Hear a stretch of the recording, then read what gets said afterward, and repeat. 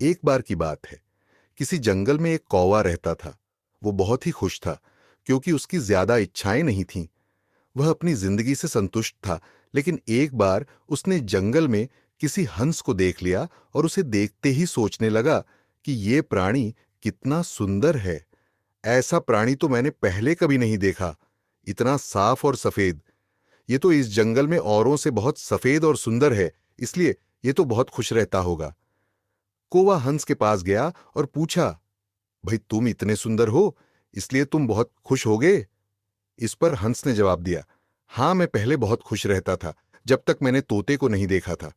उसे देखने के बाद से लगता है कि तोता धरती का सबसे सुंदर प्राणी है। हम दोनों के शरीर का तो एक ही रंग है, लेकिन तोते के शरीर पर दो दो रंग है।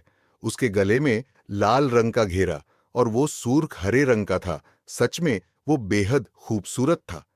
अब कौवे ने सोचा कि हंस तो तोते को सबसे सुंदर बता रहा है, तो फिर उसे देखना होगा। अब कौवे ने सोचा, सबसे ज्यादा खुश कौन है, यह तो मैं पता करके ही रहूंगा।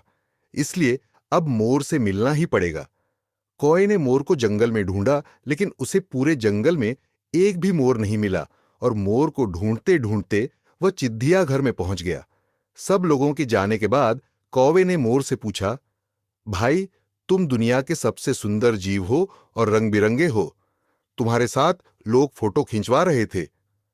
तुम्हें तो बहुत अच्छा लगता होगा और तुम तो दुनिया के सबसे खुश जीव होगे। इस पर मोर ने दुखी होते हुए कहा, भाई, अगर सुंदर हूं तो भी क्या फर्क पड़ डेसता है। मुझे लोग इस चिड़िया घर में कैद करके रखते हैं, लेकिन तुम्हें तो कोई चिड़िया घर में कैद करके नहीं रखता और तुम जहां चाहो अपनी मर्जी से घूम फिर सकते। इसलिए दुनिया के सबसे संतुष्ट और खुश जीव तो तुम्हें होना चाहिए, क्योंकि तुम आजाद रहते हो। दोस्तों, ऐसा ही हम लोग भी करते हैं। हम अपनी खुशियों और गुणों की तुलना दूसरों से करते हैं, ऐसे लोगों से जिनका रहन सहन का माहौल हमसे बिल्कुल अलग होता है।